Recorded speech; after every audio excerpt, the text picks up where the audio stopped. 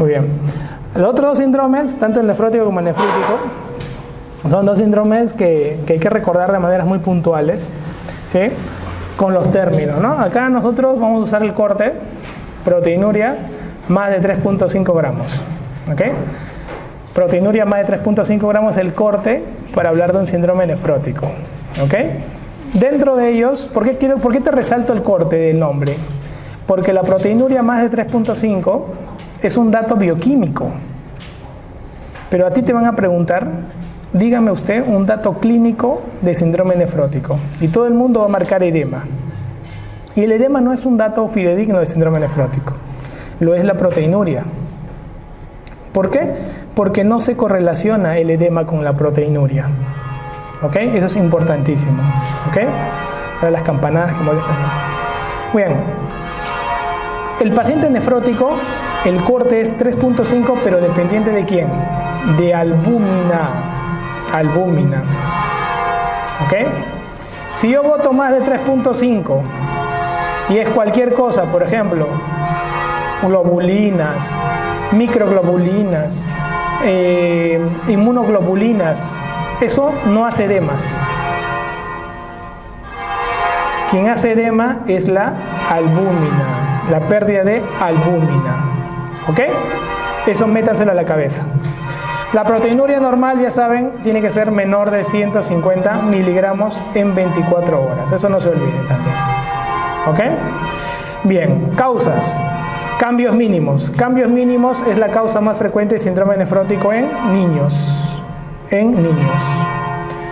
La membranosa, ¿dónde la vamos a ver? Para eso te tienes que ir ahorita a los adultos. Mira, en adultos tenemos causas primarias y causas secundarias. Causa más frecuente de adultos, secundario es lo más frecuente. Lo más frecuente es secundario. Diabetes. Y cuando no te pongan diabetes, piensa en primarios, y dentro de los primarios, ¿quién está? La más frecuente en adultos de los primarios es la membranosa. Luego, la focal y segmentaria. La focal y segmentaria, acuérdate de ella, porque yo le digo que es el síndrome nefrótico de las otras. ¿Cómo es eso? Por ejemplo, paciente obeso con síndrome nefrótico, causa focal y segmentaria. Paciente con VIH con síndrome nefrótico, causa focal y segmentaria. Paciente con reflujo vesículo-ureteral con síndrome nefrótico, causa focal y segmentaria. Paciente con cualquier enfermedad que no tienes idea y no sabes la respuesta del examen, más síndrome nefrótico, causa focal y segmentaria. O sea, te viene harto focal y segmentaria. ¿Ok? Siempre está como otra enfermedad asociada. Acuérdate de ese detalle. Membrano proliferativa es una que hace síndrome nefrótico, pero llama la atención que hace disminución del complemento, bien de manera muy característica. Es la primera posibilidad de síndrome nefrótico con disminución del complemento a tenerlo en consideración dentro de las glomerulonefritis. Diabetes, la causa más frecuente de síndrome nefrótico, y amiloidosis, la causa más frecuente de síndrome nefrótico en el anciano. ¿Ok? En el anciano. Entonces hay que acordarnos esos detalles, chicos, del síndrome nefrótico en particular y las asociaciones. En el síndrome nefrótico lo que ocurre es un aumento de la permeabilidad, y como hay aumento de la permeabilidad, hay proteinuria. Hay proteinuria. La proteinuria, ¿qué va a originar? Disminución de la albúmina en sangre. Disminución de la albúmina en sangre. Al disminuir la albúmina en sangre, por ejemplo, ¿cuándo hay edema? Cuando disminuye menos de 2.5 la albúmina en sangre. Y si disminuye la albúmina menos de 2, incluso podría ocasionar derrame pleural, ¿ok?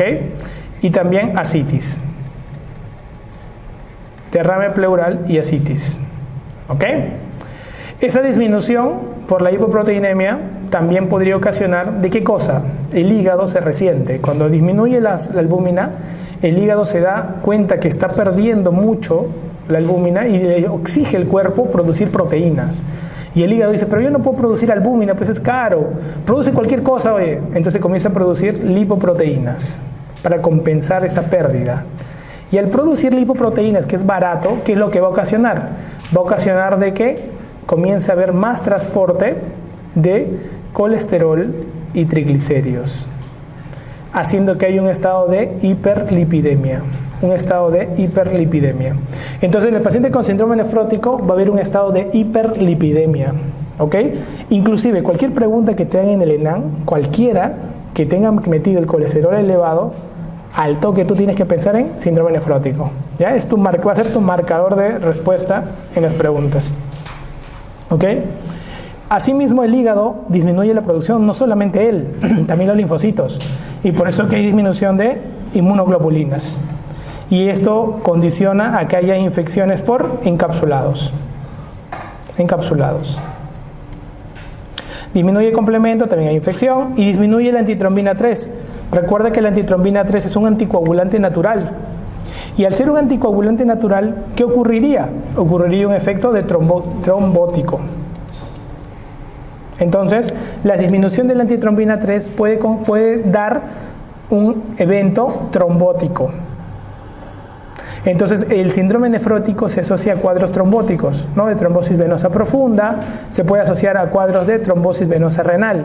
Característicamente, te ponen un caso clínico de un paciente con aumento de masa en flanco, hematuria, característico, ¿eh? Y el paciente tiene proteinuria. Ese es un clásico de un síndrome nefrótico que está haciendo ¿qué cosa? Trombosis venosa renal. Por eso tiene aumento de la masa en flanco y también tiene la hematuria. ¿Ok? Es típico de la trombosis venosa renal que se puede ocasionar en estos pacientes. ¿Ya? Entonces, te das cuenta todo lo que está ocurriendo. Y ten cuidado con la proteinuria severa. Cuando hay una proteinuria mayor de 5 gramos, esto puede condicionar ¿qué cosa? Una insuficiencia renal aguda. Una insuficiencia renal aguda. ¿Ok? ¿Qué encontramos acá en la clínica entonces de manera general? Anasarca. ¿Sí? La anasarca, sobre todo en estados de hipoalbuminemia severa, ¿no? Menos de 2. Embolismos, trombosis venosa profunda, trombosis venosa renal, cuadros de embolia pulmonar, infecciones, generalmente por neumococo. Insuficiencia renal aguda. La insuficiencia renal aguda, sobre todo cuando hay pérdida mayor de 5 gramos de proteínas. Y el colesterol elevado. Ese va a ser una pista en las preguntas para poder entender el enfoque de lo que es el síndrome nefrótico. No te olvides ese dato, ¿eh? Las tubulopatías podrían ocasionar los famosos síndrome de Fanconi. ¿Por qué? Porque el síndrome de Fanconi ocurre cuando hay daño en el túbulo contorneo proximal y se puede presentar en esas situaciones. Respecto a los iones, vamos a encontrar disminución de calcio y sodio. Para que te acuerdes, te puedes ir a la cana. A nivel cutáneo puede ocurrir la famosa línea de Muerque, ¿no? Que son las uñas que tienen una lámina pálida transversal en las uñas, las famosas líneas de Muerque. Y la oncosis, acuérdate que está bien comprometida por la hipoproteinemia y por eso es que va a mantener cuadros de derrame pleural, cuadros de ascitis debido a la disminución de la albúmina. ¿Cómo va a ser el tratamiento de acuerdo al diagnóstico? Para ello hay que reconocer lo siguiente. El paciente que tiene un síndrome nefrótico, hay que recordar algo. Si tiene un síndrome nefrótico, nosotros vamos a tener el diagnóstico por biopsia. La biopsia se va a hacer en los niños, no. En los niños no se hace biopsia. ¿Por qué? Porque generalmente, como es cambios mínimos, nosotros le damos un pulso de corticoide. Cuando el niño no responde a los corticoides, ¿qué se intenta? Nuevamente le damos corticoide. Esa es pregunta de examen. Si tú le das corticoides y el pata no responde a la primera dosis de corticoides, se intenta de nuevo corticoides. Cuando ya no responde, ahí puedes usar incluso inmunosupresores, ¿no? Y ahí sospecharías de cuadros más complejos y tendrías que terminar haciendo biopsia. Pero la mayoría de chibolos todos responden, porque son cambios mínimos generalmente, ¿ok? Eso es importantísimo. En cambio, en el adulto, ¿qué hay que recordar? En el adulto, tú haces biopsia generalmente, y cuando no hago biopsia, no hago biopsia cuando yo conozco la evolución de la enfermedad.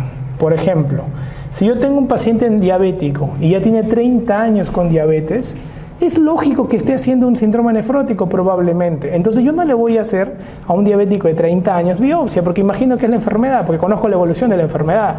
Pero si el pata es diabético y en un año que es diabético recién hace un síndrome nefrótico, ese pata no hace síndrome nefrótico por diabetes, probablemente es por otra enfermedad. Ese sí lo voy a someter a biopsia. ¿Ok?